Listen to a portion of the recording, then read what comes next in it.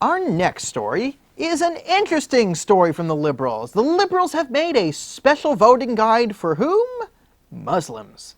Now, I have a lot of problems with this. One, you don't see a special voting guide for Christians, Hindus, Jews, Sikhs, and you shouldn't. You really shouldn't. This is what the government paid for. So here we have the Canadian Muslim Voting Guide, Federal Elections 2019, prepared by Canadian Islamophobia Industry Research Project. This is paid for the government, and it's a Laurier University. Now, I'm just going to stop. Everyone, we're going to stop on this one point. Everyone, stop, drop, shut them down, and then open up shop right here. Many people have said that there is something called an Islamophobia industry in Canada. This is an industry that creates fake Islamophobic claims, like our hijab hoax, right? And they use claims of fake Islamophobia to manufacture policies. It's an Islamophobia industry. Diane Weber-Betterman came on this show to talk about it. There's a video on there. We talked about the concept that, is there an Islamophobia industry? Now, the Canadian Islamophobia industry, real title, creates this voting guide for Muslims. Now, this is not, they did not poll Canadian Muslims, and I'm really sorry to Canadian Muslims who are subjected to this voting guide, because it is ridiculous. Now, this, before we go, I just want to say, show who's behind this. This is Jasmine Zine. This is the sociology and Muslim studies professor at Laurier University who is behind all this. And I want full transparency here. I know who this is, and I've known who this is for over a year now. Okay? The group I mentioned before, our legal conference, CTF, Canadians for the Rule of Law, we had a conference that was talking about lawfare and these things, and it talked about the different types of extremism and how to combat them in Canada. We had right-wing extremism, left-wing extremism, and Islamist extremism. Those three things the conference was dedicated to, okay? Left, right, Islamic extremism. An anti-extremist conference. Now, it was shut down from its original venue, which was Beth Tikva, which we'll get to a bit later. And then at the conference, Jasmine Zine showed up and decided to make a scene. She basically made a bunch of stuff about Christine Douglas Williams at a thing. She made a big thing. She wouldn't give her the microphone at one of the events. She was making a whole scene, and then she was escorted out by security, and then she called the cops and pretended she was assaulted at the event. Okay, she was there as a plant. She came to sabotage. Then she wrote up an article about, Islamophobia, whatever.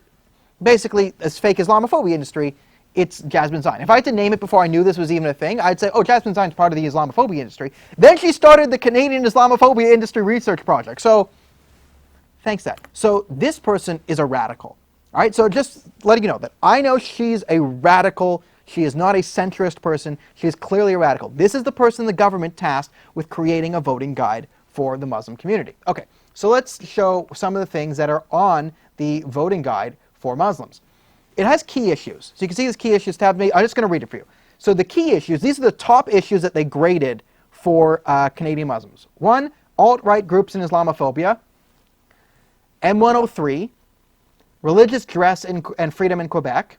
Immigration and refugees. Boycott, divestment, and sanctions movement. Interesting. And foreign policy. Okay. A lot of things to get to here. And then it grades all the parties on a pass, fail, or needs improvement scale. Couple of interesting things. So immigration and refugee. Justin Trudeau, as you can see, gets a passing grade. Andrew Scheer, who said he's fine with Justin Trudeau's policy, basically said, yeah, I'm too scared to say anything else. I agree with Justin Trudeau. Him agreeing with Justin Trudeau was a fail. Bias much? So again, this is paid for by Liberal tax dollars. Liberals use tax dollars to create a voting guide from a obviously far-left individual who clearly is biased in her assessment of Andrew Scheer, who got fails all around, and one needs improvement on religious freedom and Bill 21 in Quebec. So I can get the Bill 21, and I can get some of this stuff, alt-right and Islamophobia. Okay, how do the groups in Islamophobia? Okay, fine. But boycott, divestment, and sanctions movement, BDS. So this is the campaign to destroy Israel. Omar Baghdadi, the people behind BDS openly say that their goal is not peace, it is to destroy Israel. Now, here's another thing about BDS, boycott, divest, and sanctions. Now that's a funny acronym, but what it really stands for is illegal commercial discrimination against Israelis, because that's what it is. It's commercial discrimination against Israeli products. Now, there are two ways to argue this. There is the, what we'll say, more generally left-wing accepted principle, and a lot of conservatives have this principle in Canada, that there should be anti-discrimination policies. By anti-discrimination means, like, when you go into a store in Canada cannot put on the window, we do not serve black people, we do not serve Chinese people, right? You can't do that. You can't discriminate on race, religion, sexuality, ethnicity. There's a lot of things, and nationality is one of those people you can't discriminate at. So I cannot open a store and say, no Mexicans allowed. BDS is putting products on the thing saying, no Israelis allowed, right? It's discrimination, it's commercial discrimination against Israelis. It's not legal in Canada. Now, if BDS wanted to make the complete libertarian argument that there should be no anti-discrimination laws, and then you could boycott who you want, then BDS would be legal in Canada. But the reason why BDS is illegal in Canada is because it's commercial discrimination. Now, if you want to say BDS should be legal because I believe in free speech or whatever, then you also have to say that I should be able to put a sign on my door saying no black people allowed, because it's the exact same thing under commercial law. But there's another element to this too, which is, okay, BDS is clearly anti-Semitic because it singles out Israel, and the number one proponent of this is Ilhan Omar, the congresswoman, who just came out, had a speech about sanctions against Turkey are bad, and we shouldn't sanction Turkey. But she's also a BDS supporter, right? Sanctions are bad, they don't work, we shouldn't put them on Iran or Turkey. But I'm in favor of BDS. Again, what does that stand for? Sanctions on Israel. So this is, there have been studies from the Amica Institute. Just a recent study came out, shows that there is a 70% increase of anti-Israel inspired anti-Semitism on college campuses, and they identified the key factor behind it was the BDS movement, and there's actually a 42% decline in classical anti-Semitism attacks. Now, what this means is people are attacking Jews at a more frequent rate on college campuses. I know, the alt-right college campuses, except when people attack Jews nowadays, they do not yell, dirty Jew, and Jews control the world. They yell, dirty Zionist, Israel controls the world. Right? So that's what's happening now. The attacks are being as Israel-based anti-Semitism. So the BDS movement is designed to essentially destroy Israel. And what this government document is saying is the Canadian government is saying, you know what's more important to Muslim Canadians? What's more important to Muslim Canadians is anti-Semitism. Muslim Canadians care more about propagating anti-Semitism or destroying Israel. Maybe you just want to, you're not anti-Semitic, you just want to destroy Israel. Okay, fine. Let's say Canadian Muslims want to destroy Israel more than they care about healthcare, education, and the economy. Because healthcare, education, and the economy are not on this voting guide for Muslims.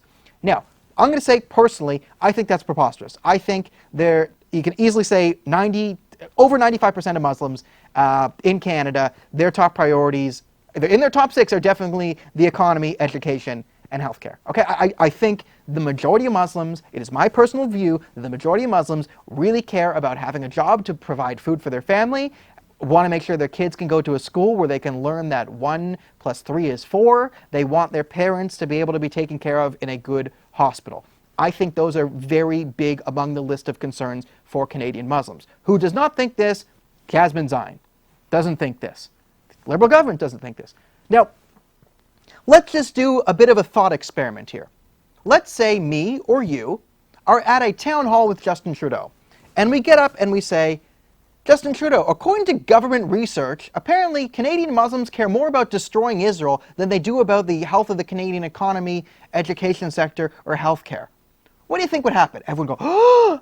Justin Trudeau would go, oh boy, and ramp up for one of his diversity is our strength, you're a bad person speeches, and the media would say, Islamophobe gets up and says this about Muslims. Right? If you were to say Canadian Muslims care more about destroying Israel than they do about the economy, healthcare, education, you'd be labeled Islamophobic. Yet, the Canadian Islamophobia Research Project, or whatever it's called, explicitly states, you know what's more important to Muslims in Canada? Destroying Israel. Pfft, healthcare, economy, the concerns of you and yours, they don't care. And, okay, so we have a couple things. Why are we creating a special government-funded Muslim voting guide? I get it if a Muslim organization says, hey, we're putting out a voting guide for Muslims who follow us, here are the issues we think are important, and we've graded the politicians on this. Okay, as long as you receive no federal dollars and you're not a registered charity for doing that, or because charities can't get political, as long as you don't receive federal funding, you're not a charity, I have no problem with this. Free speech, you know, I'll put out a voting guide for Muslim Canadians. It says, don't vote for Trudeau, he'll destroy the country. There you go. Muslims, Canadians, don't vote for Trudeau, he'll destroy the country. Jagmeet Singh, same. Elizabeth May, crazy tree lady, don't do it. Drunk Uncle Lizzie, deport her. To where? I don't care. Tree land. Whatever. Right? There's Daniel's Muslim voting guide. By the way, I also have a Sikh guide, a Jew guide, a Hindu guide, a Christian guide, an atheist guide, a black guide, white guide, and it also goes, don't vote for Trudeau, I think he's a putz. Okay? But I didn't receive any federal dollars for that. I'm not a registered charity. That's freedom of speech. The Canadian government paid for this nonsense, and it clearly violates some form of federal law. You clearly can't do this. Paid a radical to do this. It's biased, and the other thing is, we have to acknowledge that anti-Muslim bigotry is real, okay? Now, I understand. I talk a lot about the Muslim Brotherhood and Islamist extremism, and we have to parse these two things out. We really do. We have to parse Islamists versus everyday Muslims. We really have to do that. And Muslims do suffer from the actions of Islamists, and we can go on and on about this. But there is a, we'll say, prevailing stereotype that negatively affects Muslims, that Muslims are here to create a voting bloc, an ethnic voting bloc, to impose either Sharia law or Muslim values on Canada. Do you think it is good optics to then create a voting guide federally funded for Muslims that portrays Muslims at a voting bloc that doesn't really care about the top issues in Canada? Do you think that's wise? Again, according to this government-funded research, Canadian Muslims care more about destroying Israel than they do about the economy, healthcare, education. Now, I want to reiterate, Muslim Canadians were not actually polled. This does not represent any real hard data on the Canadian Muslim community.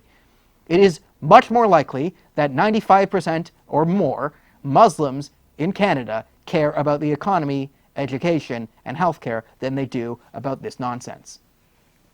But that's not what you're going to learn from the Canadian government.